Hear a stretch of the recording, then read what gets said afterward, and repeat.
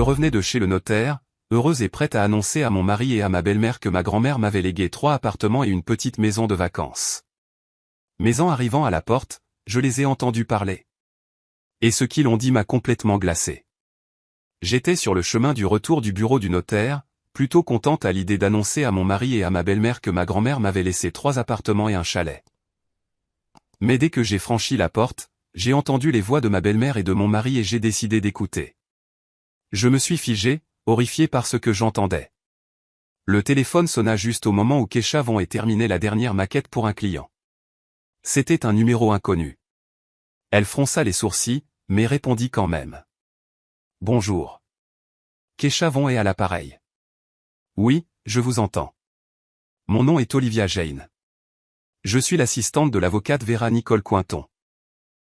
Vous devez venir à notre bureau concernant la succession de votre grand-mère, Lydia Stepheney. Kecha se figea. Le téléphone pressé contre son oreille. Une succession? Sa grand-mère était décédée il y a 4 mois, en février. L'enterrement avait été modeste, juste elle et les voisins de l'immeuble délabré où sa grand-mère avait vécu toute sa longue vie. Quel genre d'héritage pouvait-il y avoir? Je suis désolé. Êtes-vous sûr? Grand-mère Lydia n'avait pratiquement rien. Juste une seule chambre dans un appartement en colocation. Mademoiselle, je ne peux pas discuter des détails par téléphone.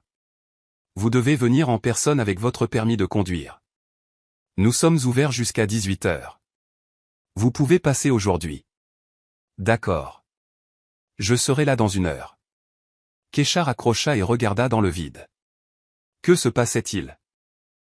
Sa grand-mère avait travaillé toute sa vie comme simple ingénieur dans une usine, avait pris sa retraite avec une maigre pension de sécurité sociale et avait compté chaque centime. Sa chambre dans un appartement en périphérie de la ville était meublée avec des meubles d'occasion d'avant les années 90. Grand-mère avait même économisé pendant 2 ans juste pour s'acheter un nouveau réfrigérateur. Kecha se leva de son bureau et traversa son appartement. C'était un petit 3 pièces qu'elle et son mari, Omar, louaient depuis 9 ans maintenant. 9 ans. Elle s'arrêta près de la fenêtre et regarda les HLM en briques grises de l'autre côté de la rue. Quand ils se sont mariés, elle avait 23 ans et lui 25. Ils croyaient tous les deux que c'était temporaire, qu'ils économiseraient, achèteraient leur propre maison et fonderaient bientôt une famille. Mais 9 ans avaient passé. Pas de maison, pas d'enfants. À la place, ils avaient la mère d'Omar, Vivien Marcha-Ossorne, qui vivait avec eux depuis 5 ans après que son salon de coiffure eût prétendument brûlé, la laissant sans revenu. Temporaire, bien sûr, murmura Kecha. Tout est temporaire. Kecha secoua la tête pour éclaircir ses pensées. Je dois aller au bureau de l'avocate et comprendre ce qui se passe. Elle se changea rapidement, prit son sac et quitta l'appartement. Sur le chemin du cabinet d'avocat, sa mémoire lui rappelait des bribes de conversation avec sa grand-mère. Kecha lui avait rendu visite pour la dernière fois en novembre, 3 mois avant que Lydia Stepheney ne s'éteigne paisiblement dans son sommeil. Grand-mère était assise dans son fauteuil usé près de la fenêtre, tricotant une autre écharpe, regardant sa petite fille avec des yeux bleus délavés, et soudain elle demanda, « Kecha, es-tu la maîtresse de ta propre maison ou juste une invitée ?» Quoi? Kecha n'avait pas compris. Dans cet appartement où tu vis, as-tu l'impression qu'il est à toi, ou es-tu juste de passage? Kecha avait ri, écartant la question et disant quelque chose sur le fait que c'était la maison qu'elle partageait avec Omar. Grand-mère avait secoué la tête mais n'avait pas insisté, continuant à tricoter. Plus tôt cet été-là, alors que Kecha était venue l'aider à trier de vieilles affaires sur le balcon, grand-mère avait soudainement abordé le sujet de sa belle-mère. Cette Vivien à toi, elle est avec vous depuis longtemps. 5 ans maintenant. Grand-mère, souviens-toi, je t'ai dit que son salon avait brûlé. Elle n'avait pas d'assurance. Elle a perdu ses revenus.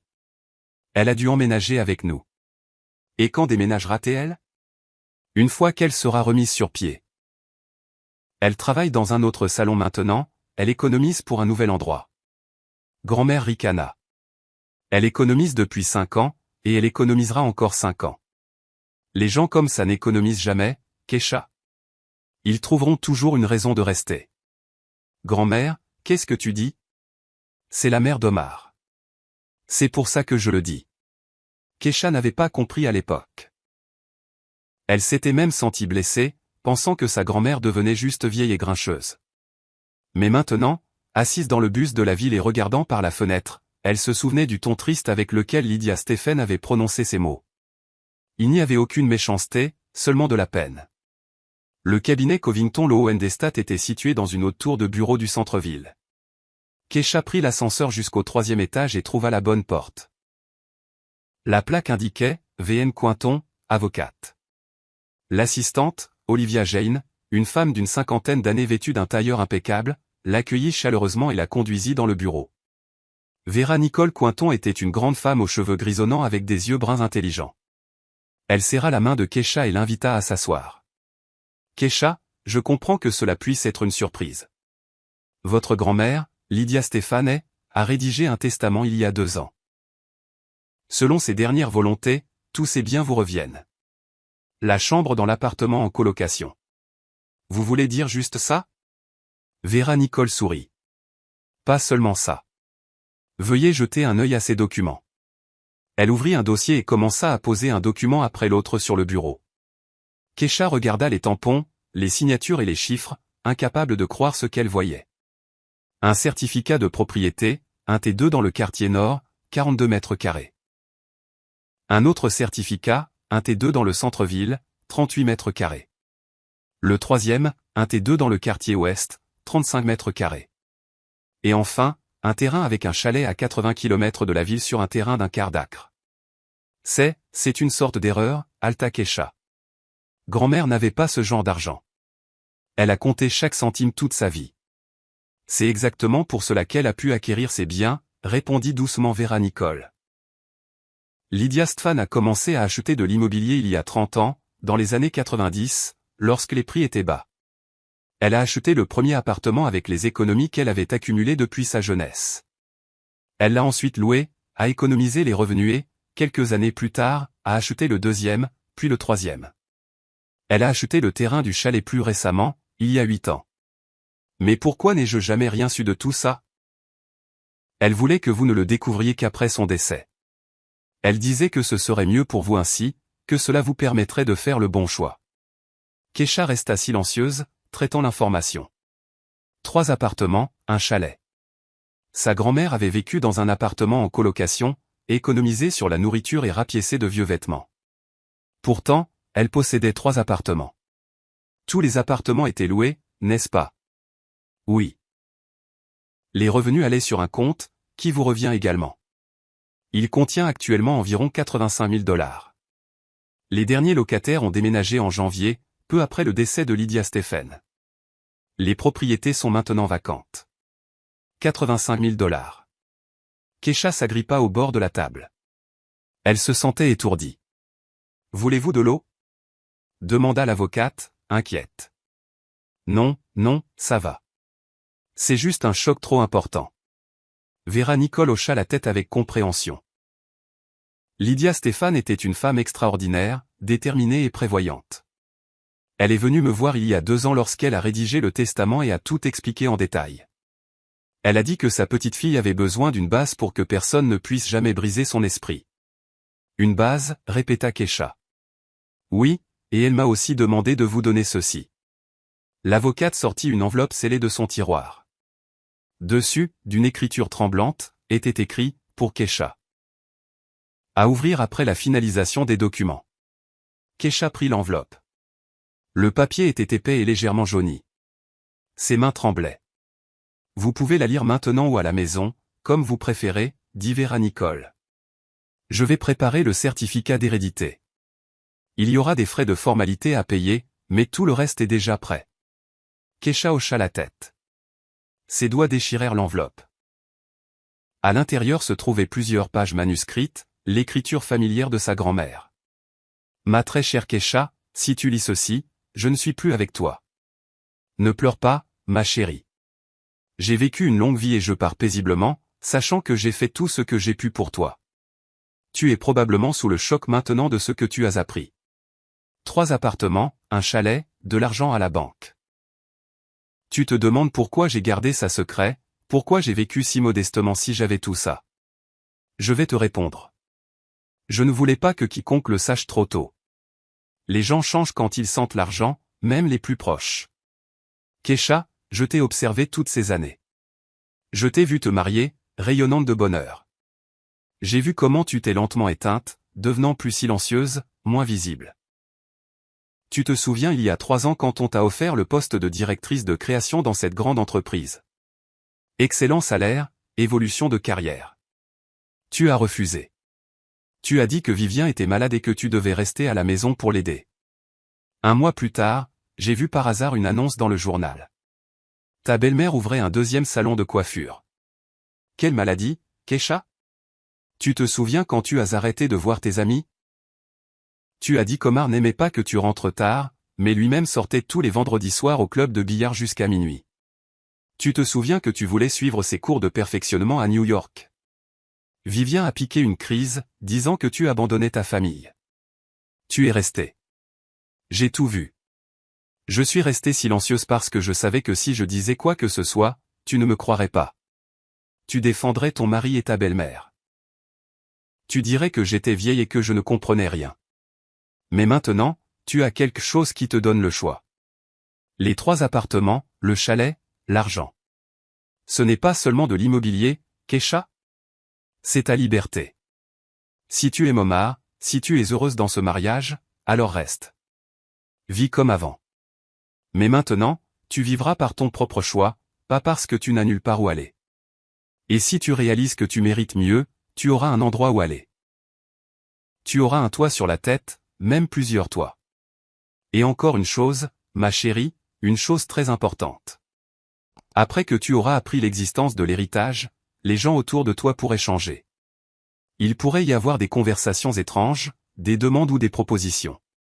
Si tu entends quelque chose de désagréable ou d'effrayant, ne te précipite pas pour réagir. Ne crie pas. Ne pleure pas. N'accuse pas, écoute d'abord. Laisse les gens finir de parler. Laisse-les te montrer qui ils sont vraiment. Parce que les gens ne montrent leur vrai visage que lorsqu'ils pensent que personne ne les regarde ou ne les écoute. Quand ils croient que tu ne le sauras pas.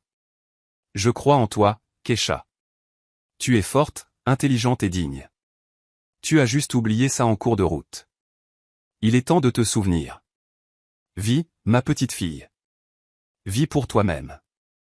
Je serai toujours avec toi dans ton cœur. Ta grand-mère, Lydia. Keisha finit de lire la lettre et des larmes chaudes et silencieuses coulèrent sur ses joues. Elle était assise dans le fauteuil en face de l'avocate, serrant les pages écrites. Et pour la première fois depuis de nombreuses années, elle sentit quelque chose changer en elle. Vera Nicole détourna discrètement le regard, feignant d'être occupée par des documents, donnant à Keisha le temps de se ressaisir. Après quelques minutes, Keisha essuya ses yeux et prit une profonde inspiration. Je suis désolé. Il n'y a rien à excuser. Ce sont des émotions fortes. C'est parfaitement normal. Elles finirent de régler les formalités environ 1 heure plus tard. Keisha quitta le cabinet d'avocat avec un lourd dossier entre les mains. À l'intérieur se trouvaient les certificats d'hérédité, les contrats et les détails du compte bancaire. Toute la vie de sa grand-mère investie dans ses mètres carrés. Elle se dirigea vers le parc le plus proche, s'assit sur un banc et sortit son téléphone. Elle voulait appeler Omar pour lui annoncer la nouvelle, mais son doigt plana au-dessus de l'écran. Si tu entends quelque chose d'étrange, ne te précipite pas pour réagir. Pourquoi grand-mère avait-elle écrit ça? Que savait-elle ou prévoyait-elle? Keisha remit le téléphone dans son sac, se redressa, croisa les mains sur ses genoux et commença à se remémorer les derniers mois. Grand-mère était décédée en février. En mars, Omar était soudainement devenu incroyablement attentionné. Il avait commencé à poser des questions sur son travail, à s'enquérir de ses projets. Auparavant, il pouvait passer des semaines sans lui poser une seule question sur sa vie. En avril, il lui avait suggéré de lui donner une procuration pour tous ses documents importants, arguant que ce serait plus pratique pour qu'elle n'ait pas à courir dans différents bureaux. Keisha avait refusé, disant qu'elle pouvait s'en occuper elle-même. Omar avait boudé pendant 3 jours, puis avait laissé tomber le sujet.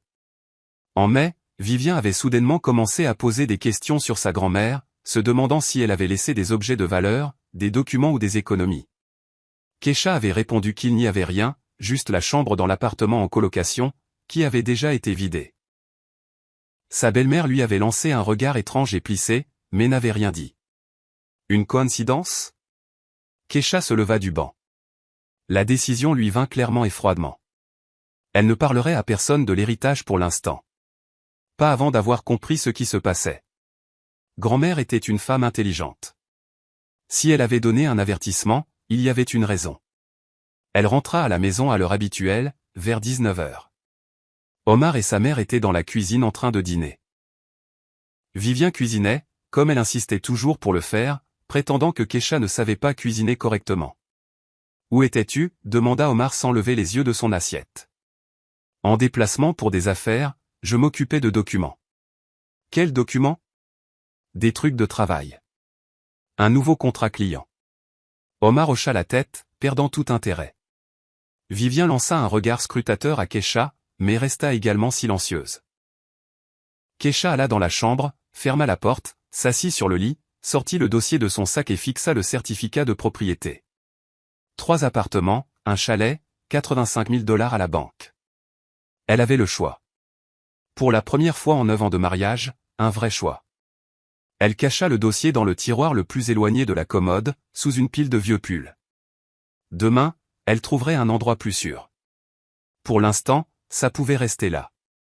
La soirée se passa comme d'habitude. Omar regardait le basket. Vivien parlait au téléphone avec une amie. Kesha était assise devant l'ordinateur, terminant son projet client.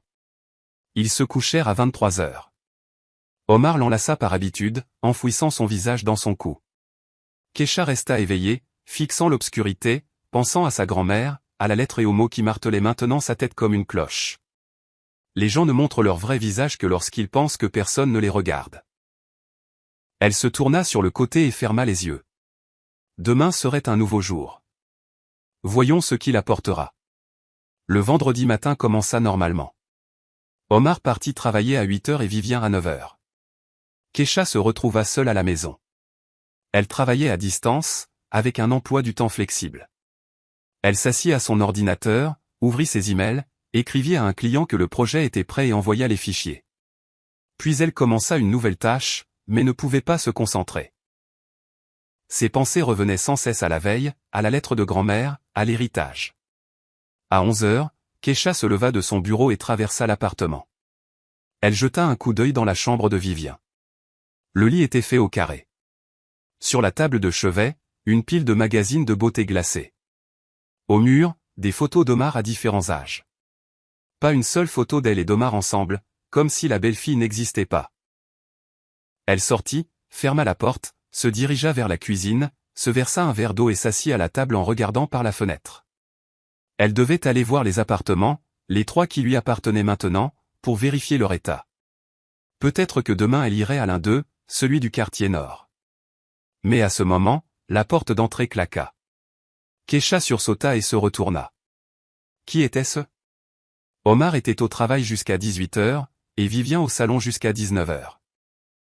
Elle se leva silencieusement, alla dans le couloir et écouta. Des voix provenaient de la chambre de sa belle-mère. 2 voix, un homme et une femme, Omar et Vivien. Mais pourquoi était-il à la maison? Pourquoi n'était-il pas au travail? Kesha se figea contre le mur. Elle était sur le point d'entrer et de demander ce qui n'allait pas, mais elle entendit alors une phrase qui lui glaça le sang. Sa vieille est morte il y a 4 mois. J'ai vérifié les registres par l'intermédiaire de Lisa au bureau de l'état civil. Elle possédait 3 appartements, 3, plus ce terrain avec le chalet. Elle les louait tous. Tu imagines le fric qui circulait là-dedans? C'était la voix de Vivien, aiguë et satisfaite. Kesha se plaqua contre le mur du couloir. Son cœur battait si fort qu'elle pensait qu'il l'entendrait. Sérieux? Répondit la voix d'Omar. 3 appartements? Je la croyais fauchée. Kesha n'a jamais rien dit parce que ta petite idiote ne le savait même pas elle-même. Cette Lydia a économisé en secret toute sa vie. C'était une vieille renarde rusée. Il faut lui reconnaître ça. Mais le testament est sans aucun doute au nom de Kesha. La vieille n'avait pas d'autres parents. Comment as-tu su pour les appartements? Je te l'ai dit, Lisa du bureau de l'état civil. On était à l'école ensemble. Je lui fais une manucure gratuite et elle me file les infos. Un arrangement pratique. Il y eut une pause. Kesha entendit quelqu'un traverser la pièce et le plancher craquer. Donc, Kesha va bientôt l'apprendre, dit Omar, songeur. Exactement. Et nous devons agir vite avant qu'elle ne comprenne ce qui se passe. Que veux-tu dire? Vivien renifla. Je veux dire que nous ne pouvons pas rater cette chance, Omar. Comprends-tu combien valent 3 petits appartements en ce moment? Même au prix les plus bas, c'est plus de 700 000 $. 700 000 $. Et le chalet rapportera encore 35 000 $ si le terrain est correct. Kesha entendit Omar siffler. Ce sont des chiffres sérieux. Ce sont d'excellents chiffres, et cet argent peut être à nous, ou plutôt à toi, ce qui veut dire à moi aussi. Maman, attends. L'héritage est au nom de Kesha. C'est sa propriété personnelle selon la loi. Je ne peux pas simplement le prendre. Tu ne peux pas si elle ne veut pas, interrompit Vivien. Mais c'est là que les choses deviennent intéressantes. Écoute bien. Kesha retint son souffle. Dès que ta femme apprendra l'existence de l'héritage et finalisera tous les papiers, tu devras lui parler gentiment, doucement, comme un père de famille. Dis-lui que vous êtes une famille et qu'il est temps de penser à l'avenir. Puis suggère de vendre ses appartements. Explique que l'entretien de 3 propriétés coûte cher.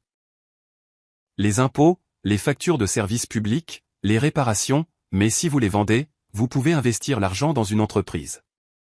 Par exemple, tu as toujours rêvé d'ouvrir ce garage de carrosserie, n'est-ce pas? Ben, ouais. Alors, dis-lui ça. Que tu as besoin d'un capital de départ pour ta propre entreprise. Qu'avec ton salaire de directeur, vous vivrez en location jusqu'à vos vieux jours. Mais si tu ouvres une entreprise, tu auras un bon revenu, de la stabilité, et vous pourrez enfin avoir des enfants. Elle ne voudra pas vendre, objecta Omar, incertain. Ce sont les appartements de sa grand-mère. Il y a des souvenirs. Elle le fera si tu la presses de la bonne manière. Tu connais ta femme. Elle est faible, docile. Elle fait toujours ce qu'on lui dit.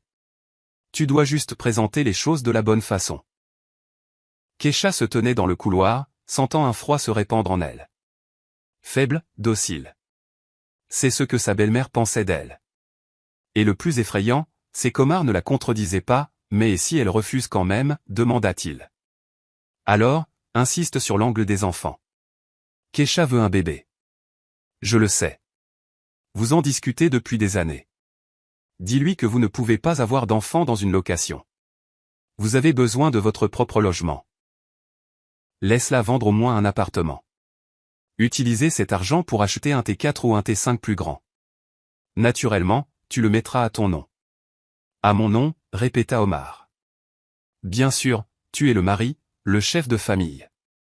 C'est logique. Et puis on verra. On verra. Vivien fit une pause. Quand elle reprit la parole, sa voix était froide et calculatrice. On verra comment la vie se déroule. Si Kesha est obéissante et investie correctement dans la famille, tu peux la garder. Mais si elle commence à faire des siennes, à être têtue, eh bien, dans 1 an ou 2, tu peux demander le divorce. Une fois que l'argent sera investi dans l'entreprise, il sera impossible de prouver quoi que ce soit. Kesha plaqua une main sur sa bouche pour étouffer un cri. Maman, tu es sérieuse? Le divorce? Et alors, Omar? Regarde la vérité en face. Tu l'as épousée il y a 9 ans parce qu'elle était pratique, silencieuse, calme, pas une faiseuse de troubles.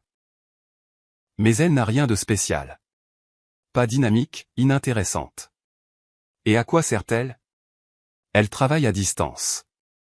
Elle gagne une misère. Elle s'occupe à peine de la maison. Je vis avec vous depuis 5 ans, et je fais plus de tâches ménagères qu'elle. Kesha ferma les yeux. Elle contribuait à 38% du budget familial. 38%. Et Vivien ne payait ni loyer ni courses. Elle cuisinait seulement parfois, et seulement quand elle en avait envie. Maman, tout ça me semble un peu bas, marmonna Omar. Bas? Qu'est-ce qui est bas? Nourrir une parasite pendant 8 ans. Ça, ce n'est pas bas. Elle vit dans cet appartement, utilise tout. Mais quelle est sa contribution? Rien. Toi et moi, nous travaillons et gagnons de l'argent, et elle est assise devant l'ordinateur à dessiner des petits dessins. Eh bien, elle est graphiste. C'est son travail. Travail? Ça s'appelle du freelance. Ce n'est pas un travail. C'est de l'amusement. Les gens normaux ont des emplois stables, ils ne naviguent pas sur Internet. Kesha serra les dents. Elle avait travaillé comme designer dans une grande entreprise jusqu'à ce que Vivien emménage. Ensuite, sa belle-mère avait orchestré toute une campagne disant que Kesha devait être à la maison pour soutenir la famille, pas traîner au bureau. Omar avait soutenu sa mère. Kesha avait démissionné et s'était mise à son compte. Elle pensait que c'était temporaire. 5 ans s'étaient écoulés. Écoute-moi, Omar, continua Vivien, sa voix adoptant des tons doux et manipulateurs. Je ne pense pas à moi. Je pense à toi. Tu es intelligent, talentueux, mais sans capital de départ, tu travailleras pour quelqu'un d'autre toute ta vie. Et maintenant, le destin te donne une chance. Tu dois juste l'utiliser correctement. Et toi? Et moi? Je suis ta mère. J'ai investi en toi toute ma vie. Je t'ai appris, élevé, mis sur pied. Quand ton père nous a quittés, qui t'a élevé? Moi, seul. J'ai ouvert le salon pour pouvoir te donner une éducation, pour que tu ne manques de rien. Maman, qu'est-ce que ça a à voir avec ça? Ça a tout à voir. Maintenant, c'est à mon tour d'avoir un retour sur investissement. Mon salon a brûlé il y a 5 ans. Je me suis retrouvé sans rien. Tu crois que ça me plaît de vivre dans votre T3 en location? Je veux ouvrir un nouveau salon. Un bon. Un grand. Et cet argent des appartements, c'est notre chance. La tienne et la mienne. Alors, tu veux qu'on vende les appartements de Kesha et qu'on investisse l'argent dans ton salon et mon garage? Exactement. Tu ouvriras le garage et j'ouvrirai le salon. Nous nous remettrons tous les deux sur pied. Et Kesha, eh bien, elle pourra être heureuse d'avoir contribué à l'entreprise familiale. Omar se tut. Kesha se prépara, s'attendant à ce qu'il objecte, qu'il dise à sa mère que c'était mal, qu'on ne pouvait pas traiter une femme comme ça. Mais il dit quelque chose de complètement différent. Comment je la convainc de vendre les 3 appartements? Peut-être qu'elle voudra en garder un pour elle. Quelque chose à l'intérieur de Kesha se brisa. Il avait accepté. Juste comme ça, il n'avait même pas beaucoup discuté. Dis-lui que l'entretien de 3 propriétés est trop cher et compliqué, le coacha Vivien. Il vaut mieux tout vendre et utiliser le produit de la vente pour acheter un grand appartement pour vous deux, un T4 ou un T5. Naturellement, tu le mettras à ton nom. Tu es le mari, après tout. À mon nom, répéta Omar. Et Kesha crut entendre une note d'anticipation dans sa voix. Oui. Et le reste de l'argent sera investi dans l'entreprise. J'ai déjà tout calculé. Si les appartements rapportent $850 000 et le chalet $35 000 de plus, ça fait $885 000, moins l'achat d'un nouvel appartement. Disons que $300 000 y sont consacrés. Il reste $585 000. C'est assez pour ouvrir un garage décent et mon salon, avec un peu de reste pour les frais de subsistance. Ça a l'air attrayant, admit Omar. Bien sûr que ça l'est. Nous vivrons enfin comme de vraies personnes. Nous ne compterons pas chaque centime. Nous ne serons plus en location. Tu seras ton propre patron. Moi aussi. L'indépendance. Tu comprends? Je comprends. Alors, mets-toi au travail, mon fils. Dès que Kesha apprendra l'existence de l'héritage, commence à manœuvrer. Sois juste prudent. Pas de pression immédiate. Laisse-lui un jour ou 2 pour être heureuse, puis amène-la doucement à l'idée de vendre. Parle de la famille, de l'avenir, des enfants. Elle est docile. Elle acceptera. Et si elle ne le fait pas? Si elle ne le fait pas, fais allusion à des problèmes dans la relation. Dis-lui que tu ne comprends pas comment elle peut être si égoïste, qu'une vraie femme soutient son mari en tout. Elle aura peur du divorce. Elle cédera. Fais-moi confiance. Une longue pause. D'accord, dit finalement Omar. Je vais essayer de lui parler. C'est mon bon garçon. Et souviens-toi, pas de remords. C'est notre chance, et nous n'allons pas la manquer. Kesha se tenait dans le couloir, pressant ses paumes contre sa poitrine. Tout en elle semblait engourdi. Il n'y avait ni douleur, ni larmes, ni hystérie, juste une prise de conscience froide et absolue. Son mari, l'homme avec qui elle avait vécu pendant 9 ans, qui avait promis de l'aimer et de la protéger, qui avait juré fidélité. Il venait d'accepter de la tromper, de l'utiliser et de la jeter.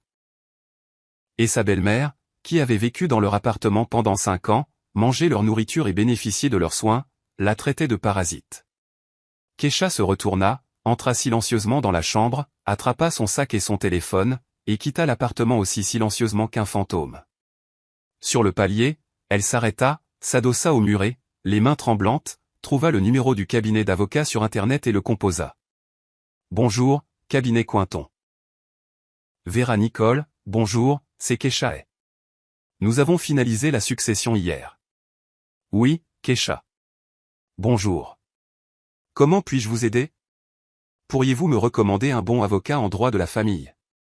J'ai besoin d'une consultation urgente. Un silence s'installa au bout du fil. Puis l'avocate dit doucement, je peux. Anya Serena Peterson, une spécialiste très compétente en protection des actifs. Attendez, je vous donne son numéro. Keisha nota le numéro, la remercia et appela immédiatement l'avocate. Peterson à l'appareil. Bonjour, je m'appelle Keisha. Maître Cointon vous a recommandé. J'ai besoin d'une consultation sur la protection d'un héritage vis-à-vis de mon conjoint. Je comprends, répondit brièvement la femme. Je peux vous voir aujourd'hui à 16 heures. Avez-vous l'adresse? Keisha la nota, prit rendez-vous, descendit et sortit. Il était un peu plus de 13 heures. Elle avait 4 heures avant la réunion. Elle marcha sans but, se déplaçant simplement dans les rues. Elle pensa à ses 9 ans de mariage. 9 ans où elle avait cru qu'ils étaient une famille, qu'ils étaient ensemble, une équipe. Il s'est avéré qu'elle n'était qu'une aile pratique, silencieuse, docile, quelqu'un qui pouvait être utilisé, trompé et jeté quand elle devenait gênante. Non, ça ne se passerait pas comme ça. Grand-mère l'avait prévenu et lui avait donné à la fois l'héritage et le conseil. Maintenant, c'était à Keisha de jouer.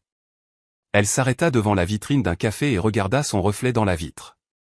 Un visage pâle, des cernes sous les yeux, des cheveux en désordre.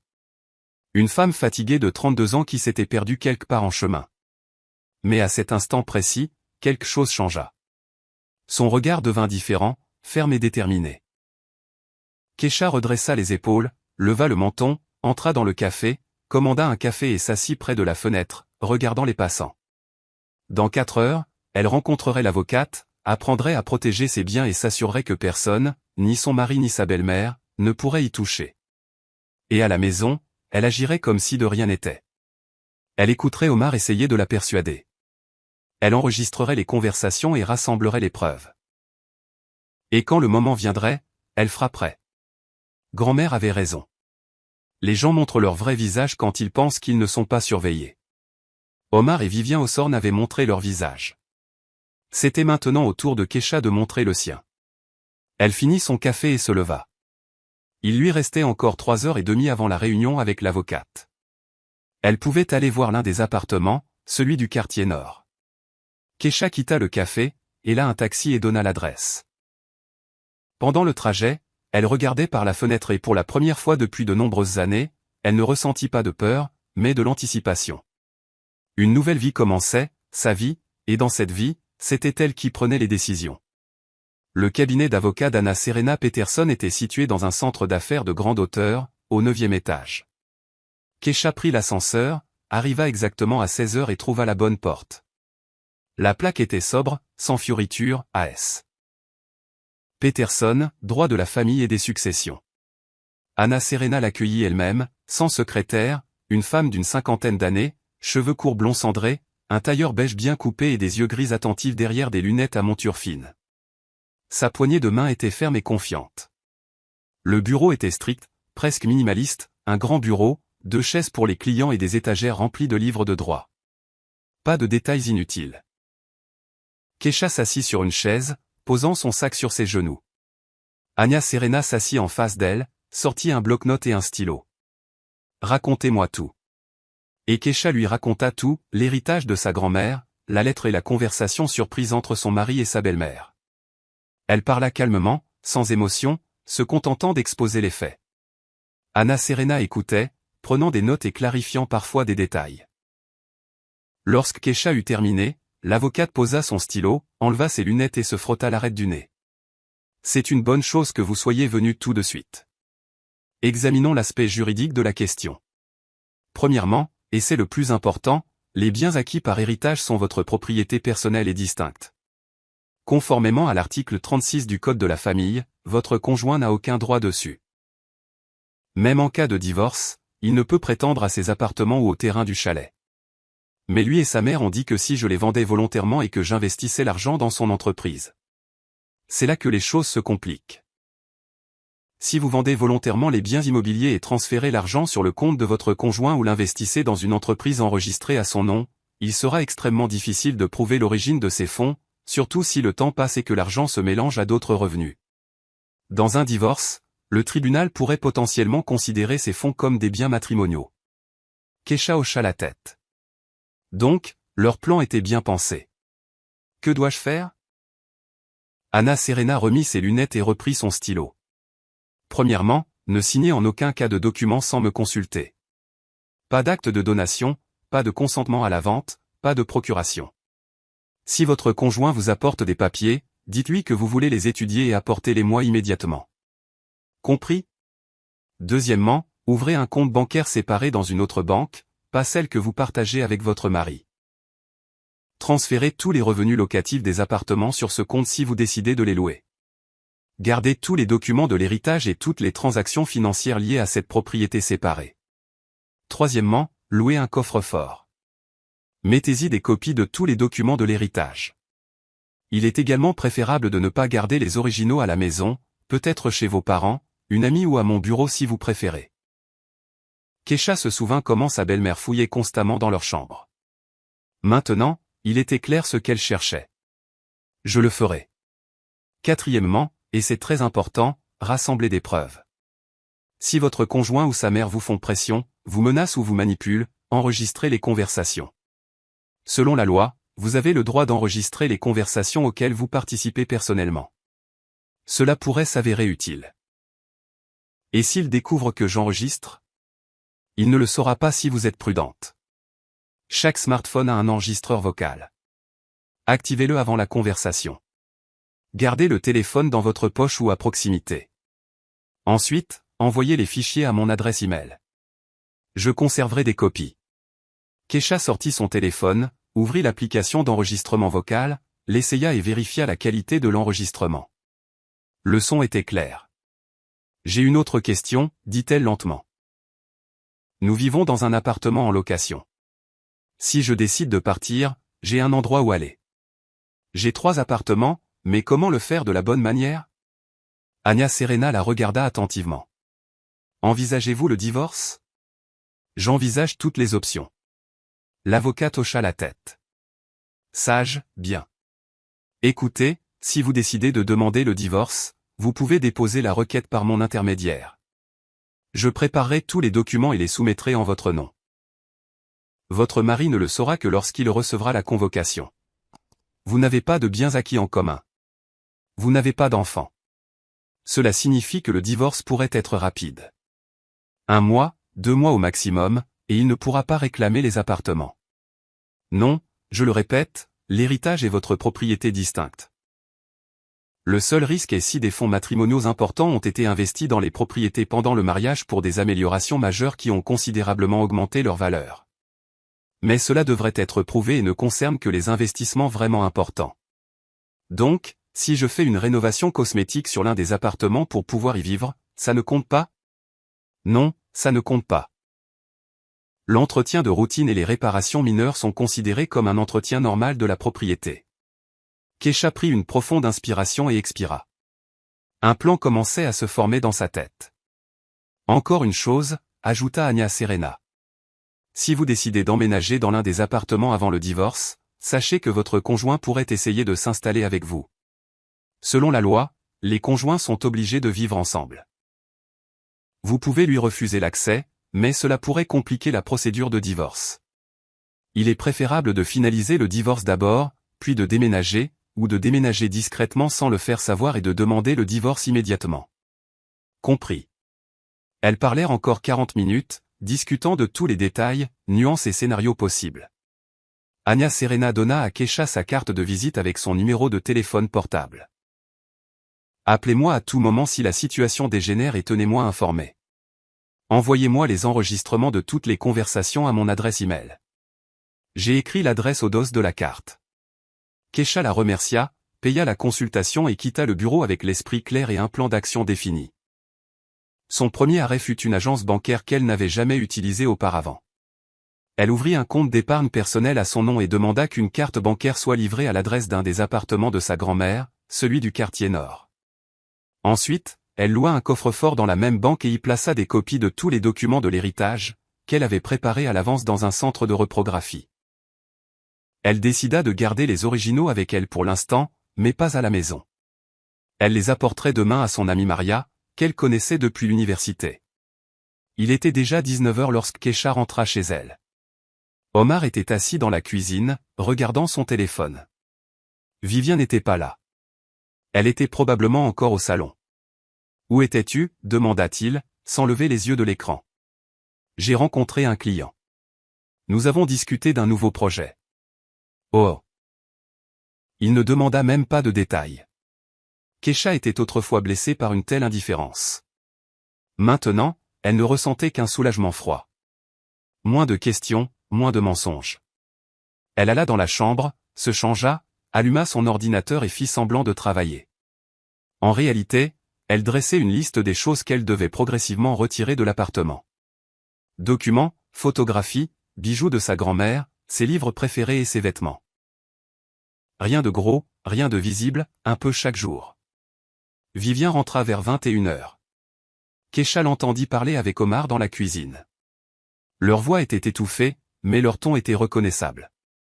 Sa belle-mère était clairement nerveuse, parlant rapidement et de manière décousue.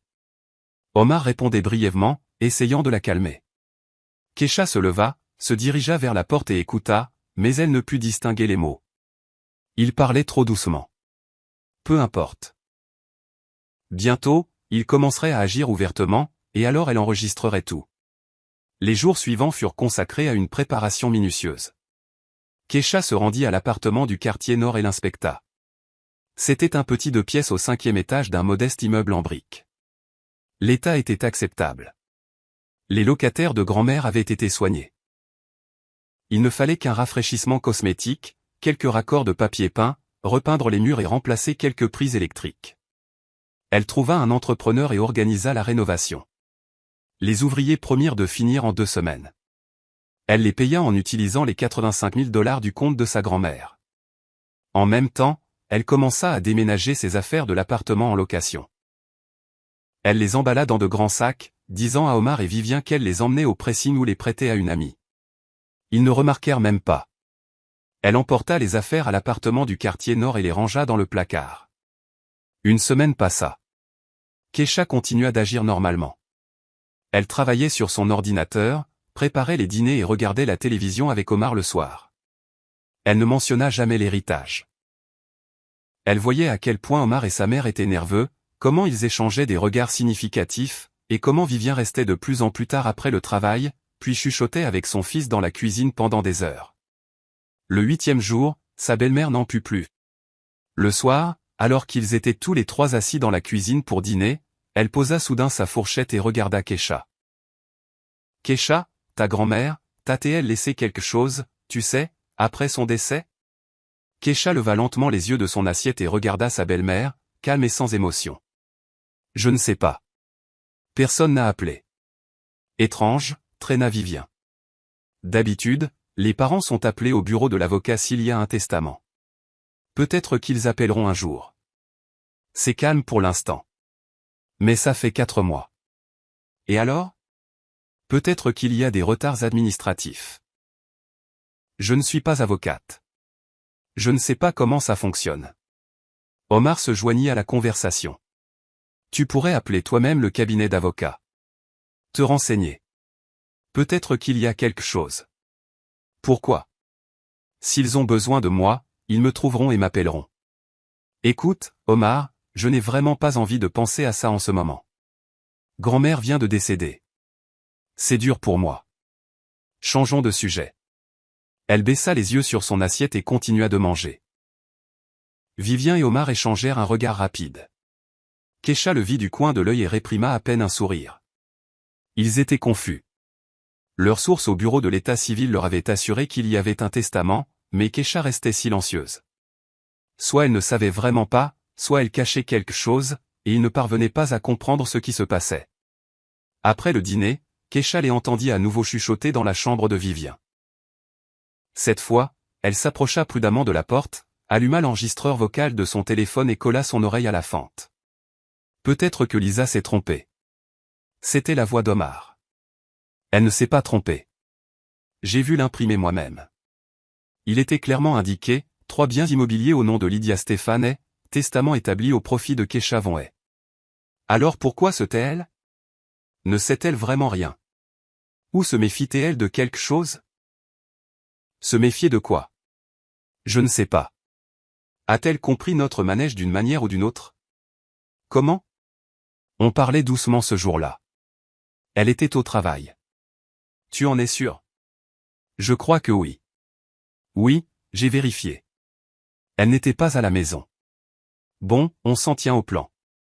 Si elle est au courant de l'héritage, ou si elle l'apprend, elle finira par se trahir. L'important est de ne pas trop la presser, sinon on va l'effrayer. Kesha s'éloigna de la porte, éteignit l'enregistreur, enregistra le fichier et l'envoya à l'email d'Anna Serena, en ajoutant une courte explication, belle-mère et mari discutant de l'héritage. L'avocate répondit en 10 minutes, reçu. Excellent. Continuez à rassembler des preuves. Le lendemain, Omar commença à agir. Au petit déjeuner, il se mit soudain à parler de l'avenir. Kesha, j'ai réfléchi. Il est temps pour nous d'envisager sérieusement d'avoir des enfants. Qu'en penses-tu? Kesha leva les yeux de son café et alluma l'enregistreur au préalable. Son téléphone était dans la poche de sa robe de chambre. Des enfants? Oui, nous avons tous les deux plus de 30 ans. Il est temps. Tous nos amis ont déjà des enfants et nous ne cessons de repousser. Nous repoussons parce que nous vivons en location. Tu as toujours dit qu'il fallait d'abord acheter notre propre logement. Exactement. C'est pourquoi je pense qu'il est peut-être temps de prendre les choses au sérieux. Nous n'avons pas l'argent pour un appartement. Et si nous trouvions un moyen? Par exemple, je pourrais ouvrir ma propre entreprise, le garage de carrosserie. Tu te souviens comme j'en ai toujours rêvé? Avec un bon capital de départ, je pourrais le lancer et commencer à gagner un bon revenu. Ensuite, nous achèterions un appartement et aurions des enfants. Kesha hocha la tête, pensive. Ça a l'air bien, mais d'où viendrait le capital de départ? Omar hésita. Eh bien, on pourrait prendre un prêt avec des taux d'intérêt de fou. Non, merci. Alors, peut-être qu'on pourrait économiser d'une manière ou d'une autre. On économisera pendant 20 ans. Omar fronça les sourcils, s'attendant clairement à une réaction différente. Il attendait que Kesha aborde elle-même le sujet de l'héritage si elle était au courant, mais elle resta silencieuse, finissant calmement son café. D'accord, on y réfléchira encore, marmonna-t-il. Kesha hocha la tête, se leva et porta sa tasse à l'évier. Omar la regarda d'un air perplexe. Des conversations comme celle-ci se répétèrent tous les 2 ou 3 jours. Omar abordait le sujet des enfants, de l'appartement ou de l'entreprise. Kesha écoutait, hochait la tête et convenait que ce serait bien, mais elle ne mentionna jamais l'héritage, et elle enregistrait la conversation à chaque fois. Vivien commença aussi à agir, mais ses méthodes étaient plus grossières. Elle commença à être ouvertement impolie. Un soir, alors que Kesha préparait le dîner, sa belle-mère entra dans la cuisine, goûta la sauce et fit la grimace. Encore trop de sel. Tu n'as pas de papille gustative. Je trouve que c'est bon. C'est bon pour quelqu'un qui ne sait pas cuisiner. Pousse-toi. Je vais finir. Kesha s'écarta, sans discuter ni répliquer. Elle quitta simplement la cuisine, laissant sa belle-mère finir le dîner. Autrefois, elle aurait été blessée et contrariée. Maintenant, elle ne ressentait qu'un soulagement froid. Vivien pouvait être aussi impoli qu'elle le voulait. Cela se terminerait bientôt.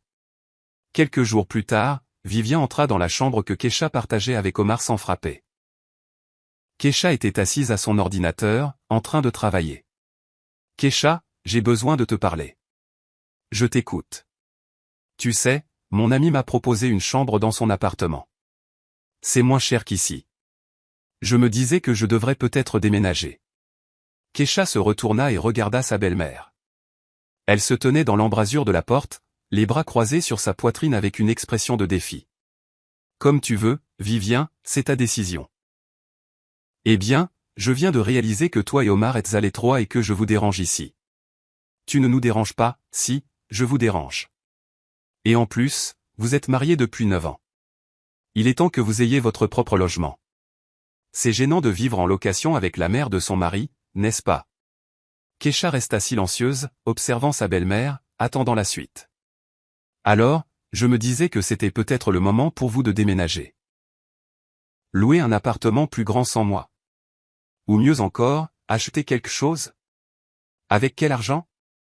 Je ne sais pas économiser. Prenez un prêt. Omar veut ouvrir une entreprise.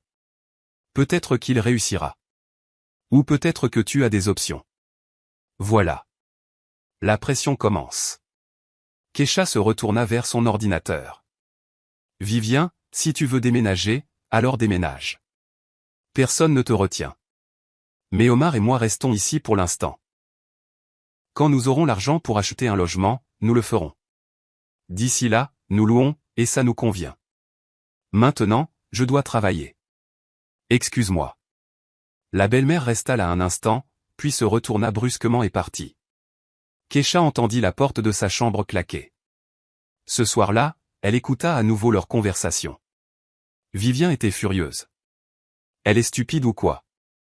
Je lui ai fait des allusions si directes, et elle n'a eu aucune réaction. Maman, peut-être qu'elle ne sait vraiment rien. C'est impossible. 4 mois se sont écoulés. Les avocats sont obligés d'informer les héritiers. Elle sait. J'en suis sûr. Elle le cache, c'est tout. Alors, que devons-nous faire? Il faut insister davantage. Dis-lui franchement. Je veux lancer une entreprise. J'ai besoin d'argent. Si tu as des options, parle. Omar marmonna quelque chose de vague. Kesha éteignit l'enregistreur et envoya l'enregistrement à l'avocate. 2 autres semaines passèrent. La rénovation de l'appartement du North End était terminée.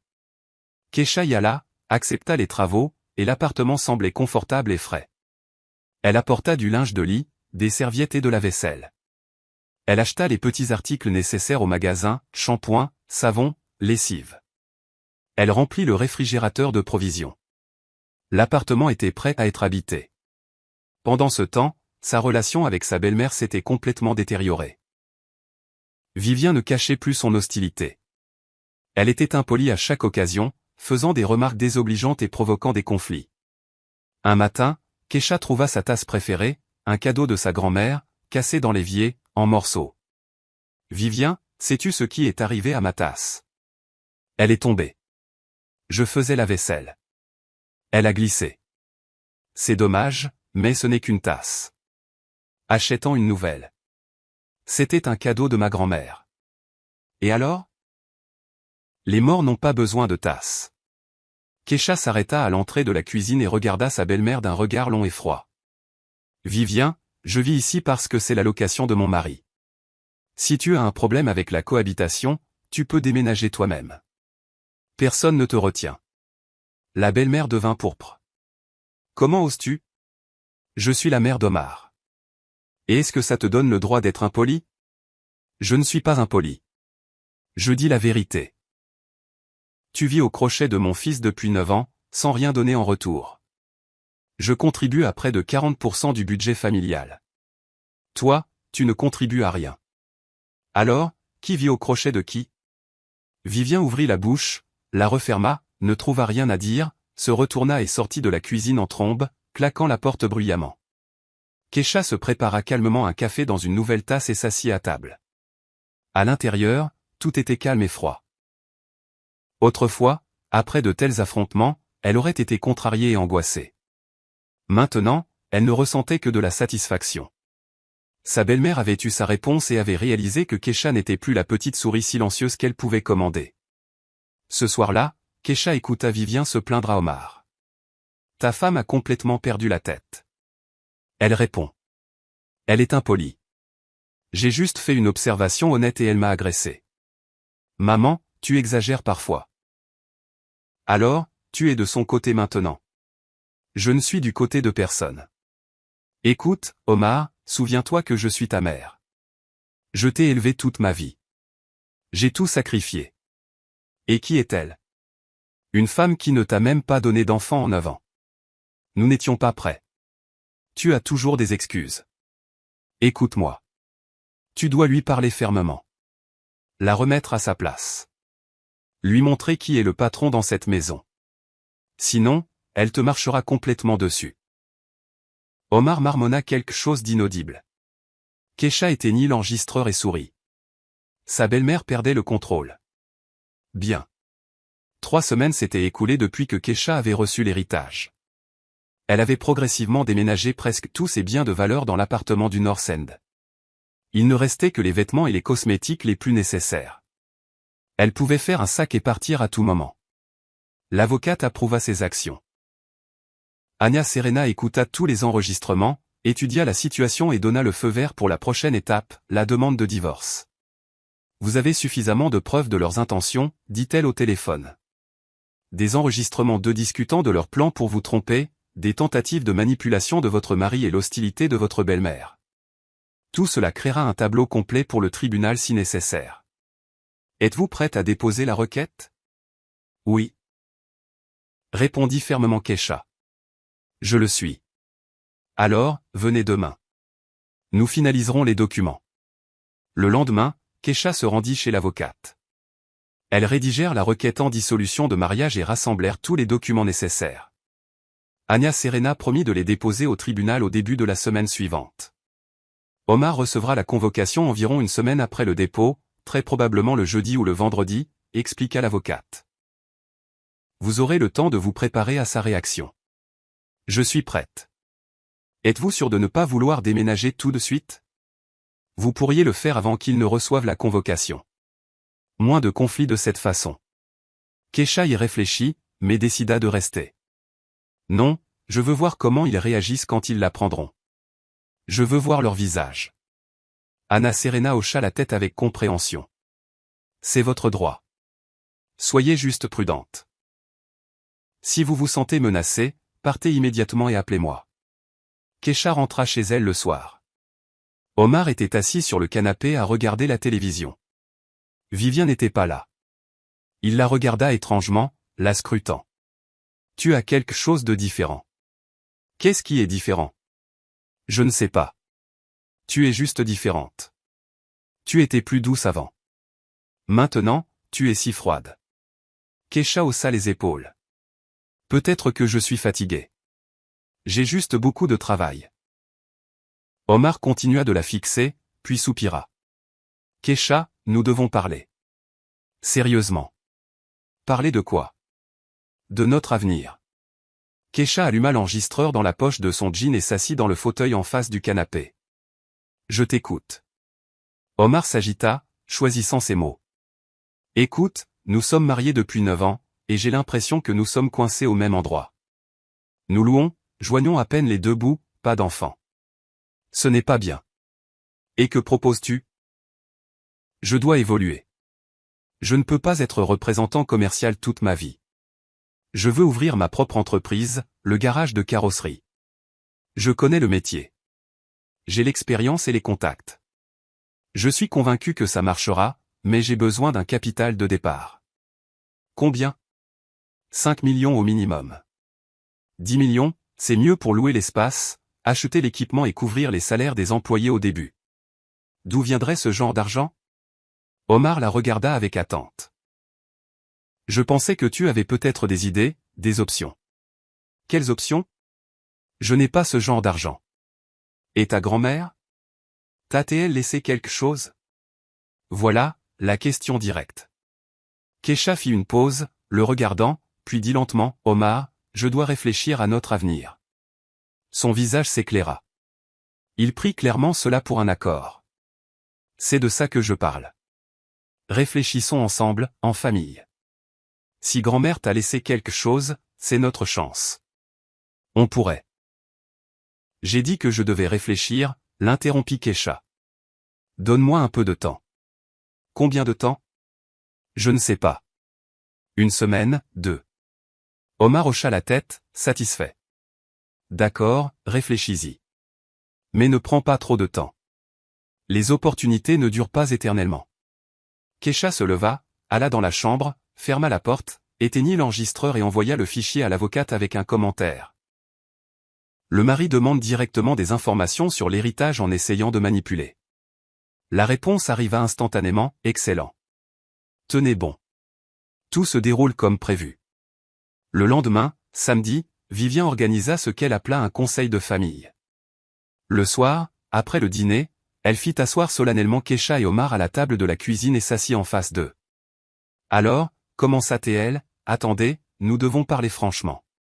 Sans retenue. Kecha la regarda calmement, les mains croisées sur la table. L'enregistreur était en marche. Kecha, continua la belle-mère. As-tu reçu un héritage de ta grand-mère ou non? Une question directe, droit au but. Kecha ne se pressa pas de répondre. Elle regarda Vivien, puis Omar. Il évitait son regard, nerveux. Pourquoi demandes-tu ça, dit finalement Kecha. Parce que nous sommes une famille, s'exclama Vivien. Et si quelqu'un dans la famille a l'occasion d'aider les autres, il doit le faire. Une occasion d'aider. Oui. Omar veut créer une entreprise. Il a besoin d'argent. Si ta grand-mère t'a laissé quelque chose, c'est notre chance. Notre chance? Bien sûr, la nôtre. Toi et Omar êtes mari et femme. Tout ce qu'une personne a appartient aux deux. Kecha secoua la tête. Pas exactement. Un héritage est la propriété personnelle de la personne qui l'a reçu. Vivien fronça les sourcils. Comment sais-tu ça? Je me suis renseigné. Renseigné, petite maline. Écoute-moi, ma fille. Il ne devrait pas y avoir de secret ni d'argent séparé dans une famille. Tout est partagé. Et si grand-mère t'a laissé des appartements ou autre chose, tu es obligé de le partager avec ton mari. Tu es obligé. Oui, tu es sa femme. Kecha se leva de table et regarda sa belle-mère de haut. Vivien, je ne suis obligé envers personne, et surtout pas envers toi. Vivien se leva d'un bond, le visage violet de colère. Comment oses-tu me parler comme ça? Calmement. J'en ai assez de supporter ton impolitesse et ta manipulation. Assez. Omar, cria Vivien. As-tu entendu comment elle me parle? Omar était assis, la tête baissée, silencieux. Omar, dis quelque chose. Elle insulte ta mère. Il leva lentement les yeux et croisa ceux de Kecha. Kecha, pourquoi es-tu comme ça? Maman dit des choses sensées. Nous sommes une famille. Nous devrions nous entraider. Aider, répéta Kecha. Je vois. Elle se retourna et se dirigea vers la chambre. Vivien criait quelque chose derrière elle, mais Kecha n'écoutait pas. Elle ferma la porte, la verrouilla, s'assit sur le lit, éteignit l'enregistreur et envoya le fichier à l'avocate en écrivant. Ils exigent ouvertement que je leur remette l'héritage. Je pense qu'il est temps d'agir. La réponse arriva instantanément, d'accord. Je dépose les papiers du divorce lundi. Tenez bon. Kecha s'allongea sur le lit, fixant le plafond. Derrière la porte, sa belle-mère continuait de crier. Omar disait quelque chose, essayant de la calmer. Juste quelques jours de plus. Seulement quelques jours et tout changerait. Grand-mère avait raison. Les gens avaient montré leur vrai visage. Et maintenant, Kecha savait quoi faire. Elle ferma les yeux et prit une profonde inspiration. Sa poitrine se sentait calme et froide. Claire. Le jeu était toujours en cours, et elle allait gagner. Kecha resta allongée dans la chambre, écoutant les voix à l'extérieur de la porte s'éteindre enfin. Vivien s'était finalement calmé et avait cessé de crier. Omar lui dit quelque chose doucement, de manière apaisante. Puis elle entendit des pas et la porte de la chambre de la belle-mère claquer. Silence. Kecha regarda son téléphone. Un message d'Anna Serena. Nous déposons les documents au tribunal lundi à 10 h du matin. Soyez prête pour la réaction de votre mari dans environ une semaine. C'était samedi. Cela signifiait que dans 9 jours, Omar recevrait la convocation de divorce. 9 jours. Elle pouvait continuer à vivre ici, observant leur tentative pour mettre la main sur l'argent. Ou pas. Peut-être était-il temps de tout arrêter plus tôt. Elle se souvint de ce jour, il y a un mois, le jour où tout avait changé, quand elle revenait joyeusement du bureau de l'avocat pour dire à son mari et à sa belle-mère que sa grand-mère lui avait laissé 3 appartements et un chalet. Mais en entrant chez elle, elle avait entendu leur voix, avait décidé d'écouter et avait été glacée d'horreur par ce qu'elle avait entendu. À ce moment-là, debout dans le couloir et écoutant les personnes les plus proches d'elle planifier de la tromper et de la rejeter, quelque chose s'était brisé en elle. Pas avec douleur ni un cri, mais silencieusement, définitivement, comme une vieille corde qui avait été trop tendue et qui avait fini par céder. Et maintenant, un mois plus tard, elle était prête à terminer ce qui avait commencé ce jour-là. Keisha se leva et se dirigea vers la fenêtre. Il faisait nuit dehors. Les lampadaires étaient allumés. Quelque part en bas, des enfants riaient en jouant à cache-cache. Un samedi soir typique. Typique pour quelqu'un d'autre, mais pour elle, c'était sa dernière nuit dans cet appartement. Elle prit un petit sac de voyage dans le placard et commença à emballer le reste de ses affaires. Une trousse de maquillage, quelques t-shirts, un jean, des sous-vêtements. Tout le reste était déjà à l'appartement du North End. C'était le dernier sac. Elle le fit, le ferma et le plaça près de la porte. Puis elle prit son téléphone et envoya un texto, « Anna Serena, je pars demain. Je pense qu'il est temps de mettre fin à cette mascarade. » La réponse arriva 1 minute plus tard. « Je vous soutiens. Allez-y. Je suis disponible. » Keisha se coucha sans quitter la chambre. Omar ne frappa jamais ni n'essaya de parler. Il dormait sur le canapé dans le salon. Sa mère lui avait probablement dit de laisser à sa femme le temps de réfléchir. Laissez-le penser ça. Le dimanche matin commença tard. Keisha se leva à 9 h, s'habilla, se coiffa, attrapa son sac et sortit de la chambre. Omar et Vivien étaient dans la cuisine en train de boire du café. Ils la virent avec le sac et échangèrent des regards. « Où vas-tu » demanda Omar. « Chez une amie pour quelques jours. »« Quelle amie, Maria ?»« J'ai besoin d'une pause. Besoin de réfléchir. » Vivien plissa les yeux, satisfaite. Elle pensait clairement que le plan fonctionnait. Que Keisha cédait sous la pression. Bien. Réfléchis bien. La famille est la chose la plus importante. Il faut être capable de faire des sacrifices pour les gens qu'on aime. Keisha ne répondit pas. Elle se retourna simplement et sortit de l'appartement. Elle prit un taxi pour l'appartement du North End, regardant par la fenêtre. La ville se réveillait. Les gens se dépêchaient pour leurs affaires. Des magasins, des cafés et des salons de coiffure ouvraient quelque part. Juste la vie normale de gens normaux. Bientôt, elle aurait aussi une vie normale, sans mensonges, sans manipulation, sans une belle-mère qui la traitait de parasite. L'appartement l'accueillit avec le silence et l'odeur de peinture fraîche. Keisha posa son sac dans le couloir et traversa les pièces. Tout était en place. Tout était prêt. Ses affaires étaient soigneusement rangées dans le placard. La vaisselle était dans la cuisine et la nourriture dans le réfrigérateur. La maison. Sa maison. Elle s'assit sur le canapé, sortit son téléphone et envoya un texto à Anna Serena. « J'ai déménagé. Nous déposons les papiers demain. » La réponse, « Oui, je serai au palais de justice à 10 h. Vous n'avez pas besoin de venir. Je m'occuperai de tout. Je vous verrai au bureau à 14 h. Nous discuterons des détails. » Keisha passa le reste de la journée à s'installer dans l'appartement. Elle suspendit les serviettes dans la salle de bain, arrangea les livres sur l'étagère et rangea ses vêtements. Le soir, tout était prêt. Elle se coucha tôt dans son propre lit, dans son propre appartement. Elle dormit profondément, sans rêve. Le lundi fut calme. Keisha travailla sur son ordinateur, parla avec des clients et finalisa des projets. À 14 h, elle se rendit au bureau d'Anna Serena. L'avocate l'accueillit avec un dossier de documents. « J'ai déposé la requête ce matin. La date d'audience est fixée au 23 juillet, dans 3 semaines. Votre mari recevra la convocation cette semaine, très probablement jeudi ou vendredi. D'accord. Il appellera et essaiera de me rencontrer. Que dois-je faire ? » Keisha réfléchit un instant. « Je ne répondrai pas au téléphone. Tout ce que j'avais à dire, je le dirai au tribunal. Une sage décision, mais soyez prête à ce qu'il essaie de venir chez vous. Connaît-il l'adresse de l'appartement du North End ? Non, je ne l'ai dit à personne. Excellent.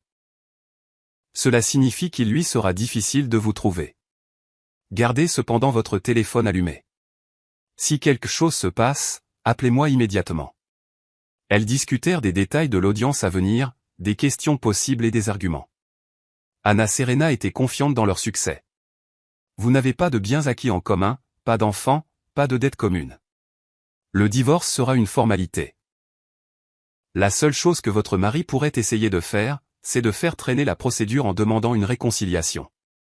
Mais il est peu probable que le juge accepte, étant donné les circonstances. Kesha rentra chez elle et continua à travailler. Son téléphone était silencieux.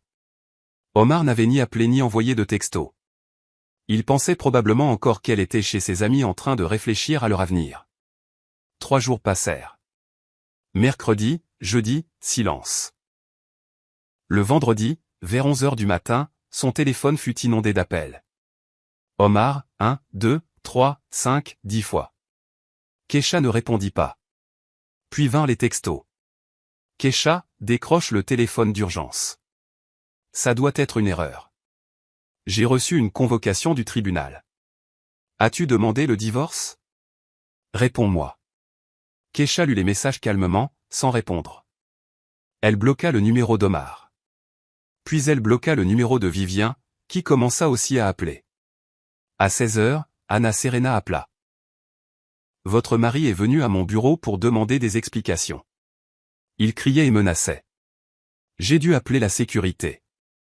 Menace verbale. Il a dit qu'il n'accepterait pas le divorce, que vous le regretteriez et qu'il trouverait un moyen d'obtenir ce qui lui revient. Tout est enregistré sur les caméras de mon bureau. S'il continue, nous déposerons une plainte pour harcèlement. Bien. Est-il venu chez vous? Non, il ne sait pas où je suis. Excellent. Tenez bon. Plus que 2 semaines et demie avant l'audience. Ce soir-là, Kesha était assise sur son balcon avec une tasse de thé, regardant le coucher de soleil. Son téléphone était posé à côté d'elle, éteint. Silence. Paix. Quelque part dans cet appartement en location, Omar et Vivien paniquaient probablement, essayant de comprendre ce qui s'était passé, comment Kesha l'avait découvert, pourquoi elle avait demandé le divorce et où elle était maintenant. Laissez-les deviner. Une semaine passa.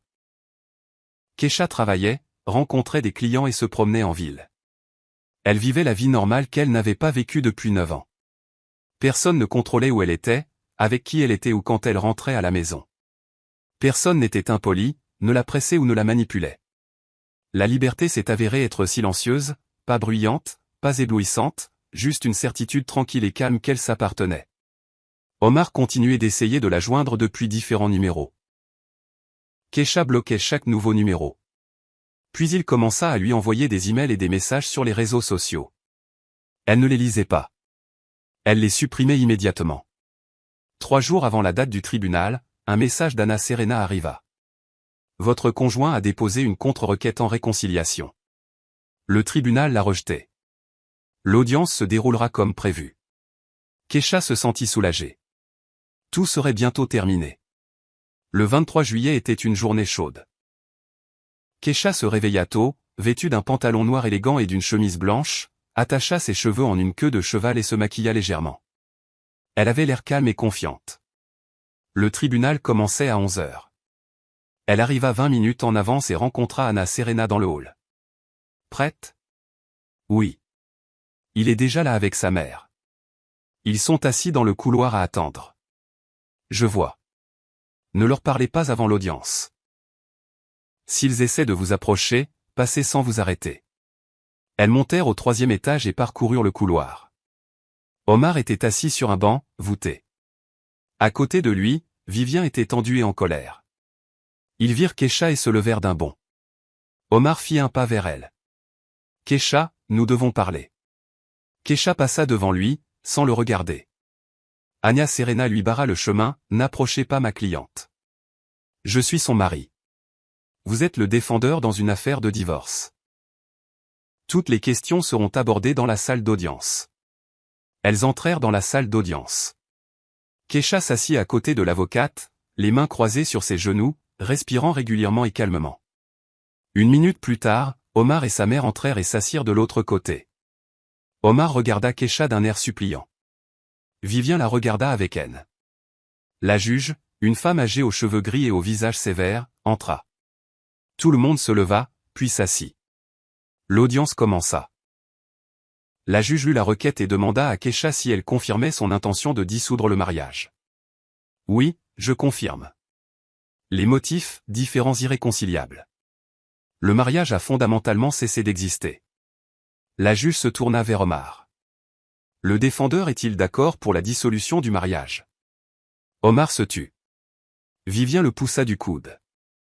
Non, je ne suis pas d'accord, s'étrangla-t-il. Je veux sauver ma famille. Je demande un délai de réconciliation. La juge regarda les documents. La demande de réconciliation a déjà été rejetée. Il n'y a pas de motif pour un nouvel examen, défendeur. Avez-vous des revendications concernant le partage des biens? Oui, interrompit Vivien. Ma belle-fille a un héritage, 3 appartements. Ils doivent être partagés. La juge fronça les sourcils. Qui êtes-vous? Je suis la mère du défendeur. Vous n'êtes pas partie à cette affaire. Veuillez garder le silence ou quitter la salle d'audience. Vivien pinça les lèvres mais se tut. La juge se retourna vers Omar. Je répète la question. Avez-vous des revendications concernant le partage des biens? Omar regarda Kesha puis la juge. Oui. Ma femme a reçu un héritage pendant le mariage. Je crois que j'ai droit à la moitié. Anna Serena se leva. Votre honneur, conformément à l'article 36 du Code de la famille, les biens reçus par un conjoint par héritage sont sa propriété distincte et ne sont pas soumis au partage. Je présente des documents confirmant que les biens immobiliers ont été reçus par ma cliente par testament. Elle tendit le dossier à la juge. La juge examina les documents et hocha la tête. Les revendications du défendeur sont infondées. L'héritage n'est pas un bien matrimonial. Omar pâlit. Mais ce n'est pas juste. Je suis son mari. La loi ne prévoit pas le partage d'un héritage entre époux, déclara sèchement la juge. Les parties ont-elles d'autres revendications, des biens matrimoniaux, des dettes ou des prêts? Anna Serena secoua la tête. Non, les parties vivaient dans un logement en location, n'ont pas acquis de biens communs, n'ont pas d'enfants et n'ont aucune obligation financière l'une envers l'autre. Défendeur, confirmez-vous cela? Omar était assis, la tête baissée. Il hocha la tête. La juge prit une note dans les documents. Compte tenu de l'absence de litige sur les biens, d'enfants et de la reconnaissance mutuelle de l'impossibilité de sauver le mariage, le tribunal prononce un jugement de dissolution de mariage. Le jugement deviendra définitif un mois à compter de la date d'émission. Audience levée. Elle frappa le marteau. C'était fini. Kesha se leva, remercia Anna Serena, se retourna et se dirigea vers la sortie. Omar se leva d'un bond et tenta de lui barrer le chemin. Kesha, attends. Nous devons parler. Elle s'arrêta et le regarda pour la première fois en 3 semaines. Elle le regarda dans les yeux. Nous n'avons rien à nous dire. Comment peux-tu dire ça? Nous avons été ensemble pendant 9 ans. Nous l'étions. Maintenant, nous ne le sommes plus. Je ne comprends pas ce qui s'est passé. Pourquoi es-tu comme ça? Pourquoi? Vivien se précipita et attrapa le bras de Kesha. Tu as ruiné la vie de mon fils. Tu as détruit une famille pour quelques appartements. Kesha retira vivement son bras. Ne me touche pas, pour qui te prends-tu? Tu te crois quelqu'un maintenant que tu as de l'argent?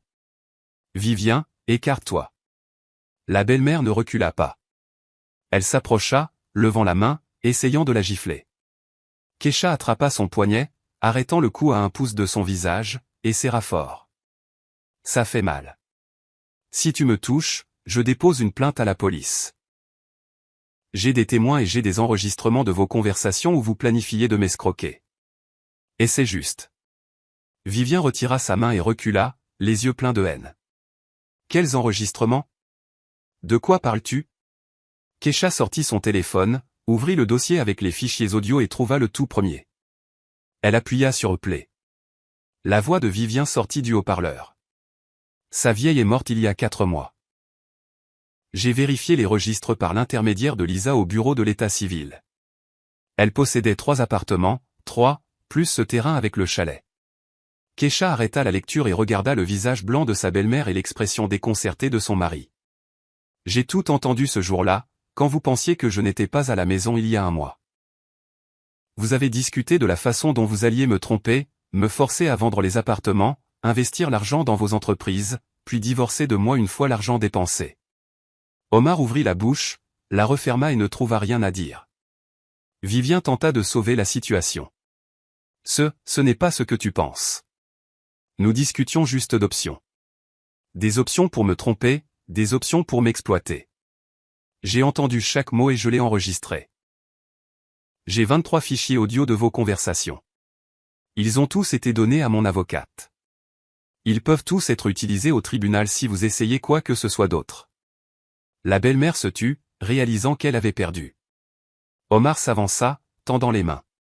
Kesha, je suis désolé. J'ai été un idiot. Maman m'a convaincu. Je ne réfléchissais pas. S'il te plaît, pardonne-moi. Recommençons. Kesha secoua la tête. Si tu m'aimais, tu n'aurais pas accepté le plan de ta mère. Tu as accepté de me tromper et de me larguer pour de l'argent. Ce n'est pas de l'amour, Omar. C'est du calcul. Non, je t'aime. Vraiment. Tu t'aimes toi-même et ta mère. Je ne suis même pas en 3e position sur cette liste. Je changerai. Je le promets. Ne te donne pas cette peine. Ça ne m'intéresse pas, Kesha le contourna et se dirigea vers la sortie. Omar se précipita derrière elle. Attends, où vas-tu maintenant? Où habites-tu? Retrouvons-nous et parlons comme des adultes. Elle s'arrêta à la porte et se retourna. J'ai déjà demandé le divorce. Le tribunal a rendu son jugement. Dans un mois, nous serons officiellement divorcés. Il n'y a plus rien à discuter. Mais tu as 2 semaines pour quitter l'appartement en location. Le bail est à mon nom. Si vous ne partez pas, je résilierai le bail et le propriétaire vous expulsera tous les deux. Omar se figea. Tu es sérieuse? Tu me mets à la porte? Je vous mets tous les deux à la porte. C'est mon appartement. Je l'ai loué. Je le paie. Je ne paierai plus. Mais ma mère et moi, nous n'avons nulle part où aller. Ce sont vos problèmes. Vivien travaille. Tu travailles. Louez quelque chose pour vous. Ensemble ou séparément. Je m'en fiche. Vivien s'avança, le visage déformé par la rage. Tu le regretteras. Omar trouvera un moyen de te poursuivre en justice pour ces appartements. Nous engagerons un avocat. Engagez-en un. La loi est de mon côté et j'ai une excellente avocate qui l'a prouvé au tribunal aujourd'hui. Bonne chance à vous deux. Kesha sortit du palais de justice. Anna Serena la rattrapa dans la rue. Excellent travail. Vous avez été brillante. Merci. Et maintenant? Dans un mois, vous recevrez le certificat de dissolution de mariage. Tout sera officiellement terminé. D'ici là, vivez paisiblement. Si votre ex-mari ou sa mère vous dérange, appelez-moi. Nous déposerons une plainte pour harcèlement. Elles se dirent au revoir. Kesha héla un taxi, se dirigea vers chez elle et regarda par la fenêtre la ville qui défilait, ressentant un étrange sentiment de calme. Pas de joie ni de triomphe, juste la paix. 2 semaines passèrent. Omar quitta l'appartement en location. Kesha s'y rendit le dernier jour et récupéra le reste de ses affaires.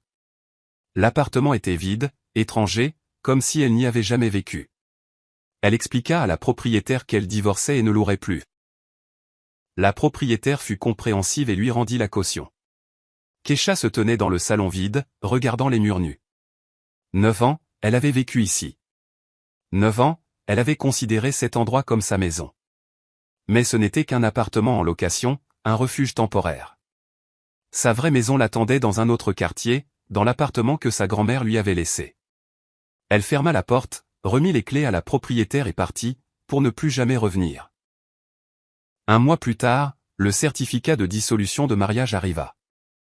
Un document officiel confirmant que Kesha Von et Omar Ignacio Osorn n'étaient plus époux.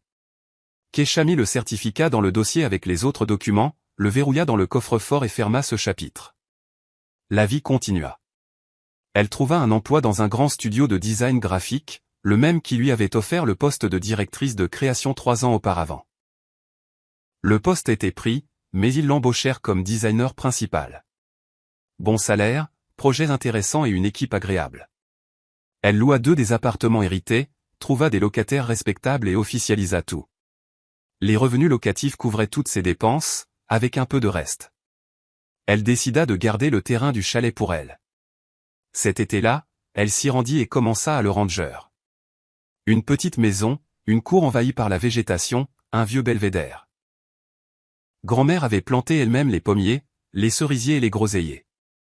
Keisha engagea un jardinier et lui demanda de nettoyer le terrain. À la fin de l'été, le terrain du chalet était transformé, devenant un endroit où elle pouvait aller le week-end pour échapper à l'agitation de la ville.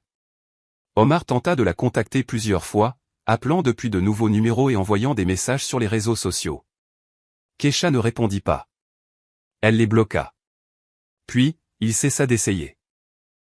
Elle apprit par des connaissances communes qu'il louait une chambre dans un hôtel bon marché et travaillait sur le même chantier de construction. Vivien avait fermé son salon de coiffure, dettes, prêts et problèmes fiscaux. Elle travaillait maintenant comme coiffeuse de base dans le salon de quelqu'un d'autre pour le salaire minimum. Keisha ne ressentit ni joie ni schadenfreude à cette nouvelle. Elle en prit simplement acte. Il ne faisait plus partie de sa vie. Cet automne-là, elle retrouva Maria, sa vieille amie, qu'elle n'avait pas vue depuis plusieurs années. Elles s'assirent dans un café, burent un café et parlèrent de la vie. « Tu as changé » dit Maria en regardant attentivement Keisha. « Tu es différente, d'une certaine manière. »« En quoi ?»« Plus confiante, plus calme. Avant, tu étais, je ne sais pas comment le décrire, un peu abattue, et maintenant tu rayonnes. » Keisha sourit. « Je vis juste pour moi-même maintenant, enfin. » « Et comment c'est ? » « Étrange, inhabituel, mais bien. » Maria tendit la main et serra la sienne. « Je suis sincèrement heureuse pour toi. » Un autre mois passa. L'hiver arriva tôt. La neige tomba début novembre. Keisha se tenait sur le balcon de son appartement, enveloppée dans une couverture, regardant la ville blanche en contrebas. Se sentait-elle heureuse ? C'était une question difficile. Le bonheur, c'est quand tout est parfait. Quand on a un être cher à ses côtés. Quand les projets d'avenir sont brillants et joyeux. Elle n'avait pas d'être cher. Ses projets étaient simples et ordinaires. Travail, appartement et le chalet. Rien de grandiose. Mais elle se sentait libre. C'était plus important que le bonheur. La liberté de choisir où aller, quoi faire et à qui parler. La liberté de se réveiller le matin et de ne pas penser à qui elle devait plaire aujourd'hui. Son téléphone vibra, un numéro inconnu. Keisha fronça les sourcils et répondit. « Allô ?» La voix d'Omar. « Keisha, c'est moi. Ne raccroche pas, s'il te plaît. » Elle resta silencieuse, attendant. « J'ai besoin de te parler. Je réalise que j'avais tort, que je me suis comporté comme un vrai, pardonne-moi. Donne-moi une chance de tout réparer. » Keisha regarda la neige tomber. « Tu as eu ta chance. 9 ans. Tu l'as gâché. N'appelle plus. Attends, j'ai vraiment changé. J'ai déménagé de chez ma mère. Je vis seul. J'ai réalisé beaucoup de choses. Omar, même si tu as changé, ça ne m'intéresse pas. Je ne veux pas revenir en arrière. Je ne veux pas réessayer. Je ne veux tout simplement pas. Et n'appelle plus. » Elle raccrocha, bloqua le numéro, resta sur le balcon une minute de plus, puis rentra à l'intérieur, se versa un café, s'assit sur le canapé et alluma son film préféré, celui qu'elle n'avait pas regardé depuis 9 ans. Parce qu'Omar disait que c'était un mélodrame stupide. Elle regardait, buvait du café, enveloppée dans une couverture, et pour la première fois depuis longtemps, elle sentit que tout était exactement là où il devait être.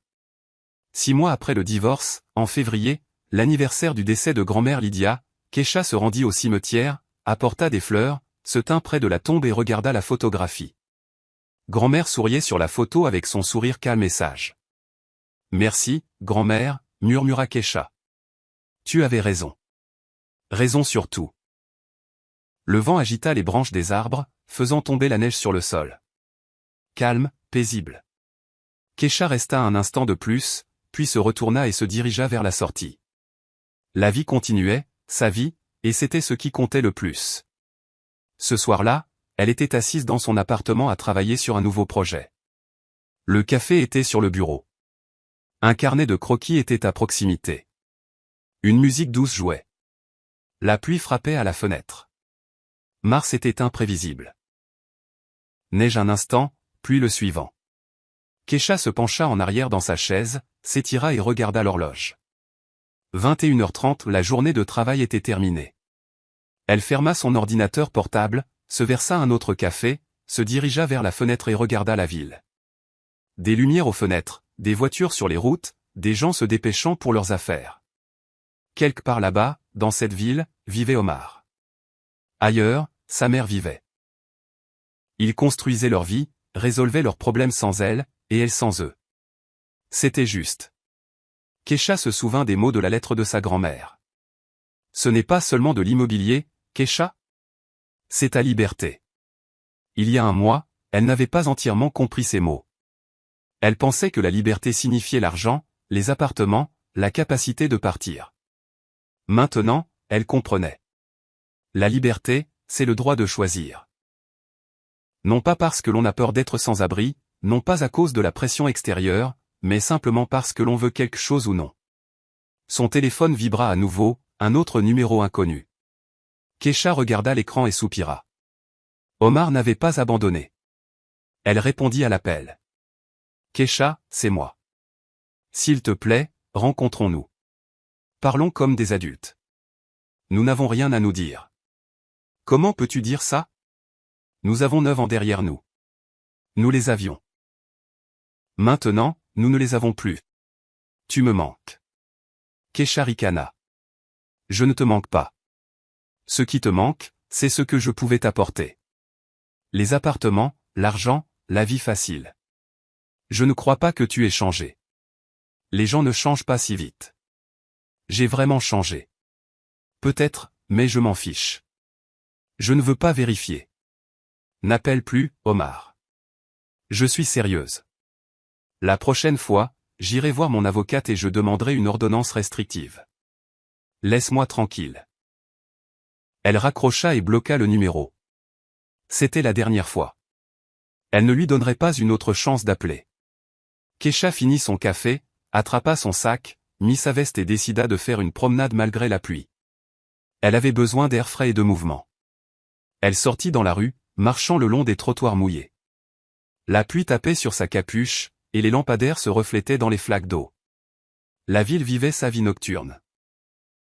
Keisha marchait, pensant à l'avenir, à ce qui allait suivre, travail, appartement et le chalet. C'était une bonne base. Mais que voulait-elle pour elle-même? Elle ne s'était jamais posé de telles questions auparavant.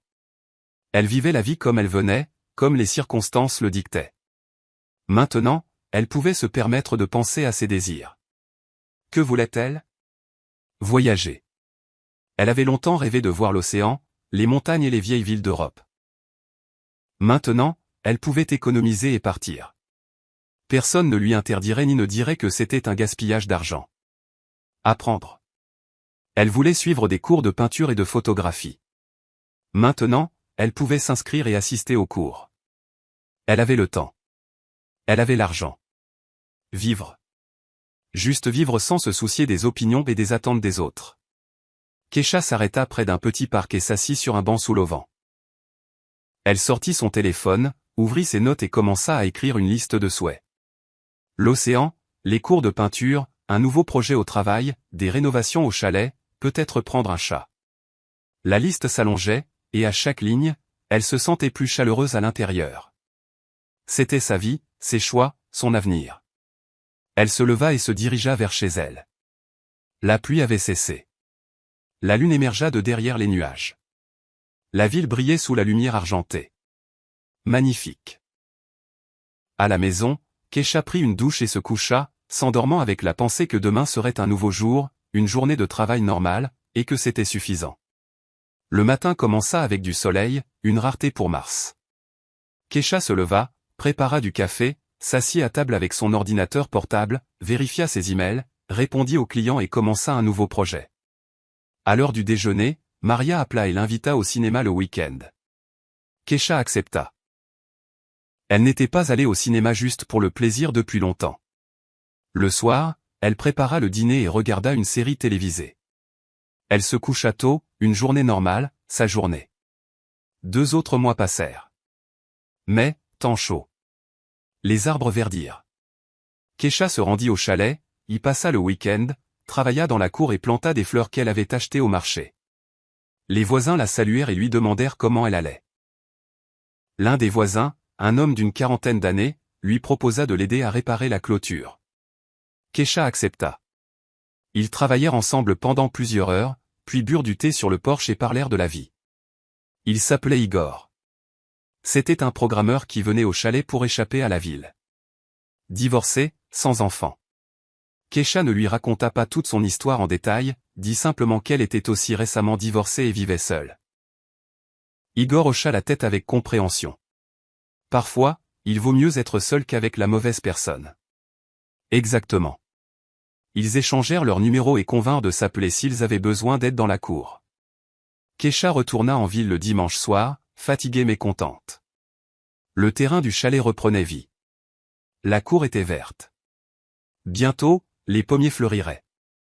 Grand-mère aimait les pommiers. Elle disait que leur floraison était la plus belle période de l'année. Kesha mit un rappel sur son téléphone. Aller au chalet fin mai quand les arbres fleuriront. Le voir, le photographier, pour grand-mère, pour moi. La vie continua tranquillement, calmement, sans drame ni bouleversement. Et Kesha aimait ça. 6 mois après le divorce, elle croisa Omar par hasard au centre commercial, près de l'escalator. Il montait et elle descendait. Leurs regards se croisèrent. Kesha le reconnut immédiatement. Il avait l'air plus vieux, plus fatigué, habillé négligemment avec une barbe de 3 jours. Omar la reconnut aussi. Il ouvrit la bouche, voulant dire quelque chose. Kesha détourna le regard et continua de descendre, sans s'arrêter ni se retourner. Omar ne l'appela pas. Il la regarda simplement partir. Elle quitta le centre commercial et monta dans sa voiture. Oui, elle avait acheté une voiture il y a 1 mois, une petite d'occasion, mais la sienne, pratique pour aller au travail et au chalet. Elle démarra le moteur, s'engagea sur la route, alluma la musique et baissa la vitre. Le vent chaud de l'été s'engouffra dans la voiture. La rencontre avec Omar ne provoqua aucune émotion, ni douleur, ni colère, ni regret. Elle avait simplement rencontré une connaissance du passé. Le passé restait là où il devait être, derrière elle. Kesha rentra chez elle en pensant à ses projets pour la soirée. Elle devait terminer un projet client. Ensuite, elle pourrait lire le livre qu'elle avait mis de côté depuis longtemps. Des projets simples, ces projets. Et c'était merveilleux. 1 an après le divorce, Kesha marqua l'anniversaire tranquillement, sans fanfare. Elle s'acheta un gâteau et s'assit sur le balcon avec une tasse de café. Il y a 1 an, elle se tenait au tribunal et écoutait le juge prononcer le jugement de divorce. Alors, elle se sentait vide et froide à l'intérieur. Maintenant, elle se sentait calme et chaleureuse. La vie s'était stabilisée et avait trouvé son rythme. Le travail apportait satisfaction et revenus. Les appartements étaient loués de manière fiable. Le terrain du chalet était devenu son lieu de détente préféré. Igor, le voisin du chalet, était devenu un bon ami. Ils s'appelaient, travaillaient parfois ensemble sur leur terrain et buvaient du thé sur le porche. Rien de romantique, juste de l'amitié. Kesha ne cherchait pas de relation. Elle n'en voulait pas encore. Peut-être un jour, plus tard, peut-être pas. Peu importait. L'important, c'est qu'elle ne dépendait plus de personne. N'attendait plus de permission, d'approbation ou d'instruction. Elle vivait la vie comme elle le voulait, pour elle-même. Grand-mère savait ce qu'elle faisait quand elle économisait pour ses appartements. Elle savait qu'un jour, sa petite fille aurait besoin d'une base, d'un fondement qui ne la laisserait pas se briser sous la pression extérieure. Kesha leva sa tasse de café et regarda le ciel. Merci, grand-mère, pour tout. Le vent emporta ces mots. Quelque part là-haut, grand-mère Lydia a dû entendre et sourire de son sourire calme et sage. Tout s'était déroulé exactement comme elle l'avait voulu. Sa petite fille était libre, et c'était le plus important. Avez-vous aimé mon histoire? Si vous avez écouté jusqu'à la fin, mettez un 1 dans les commentaires.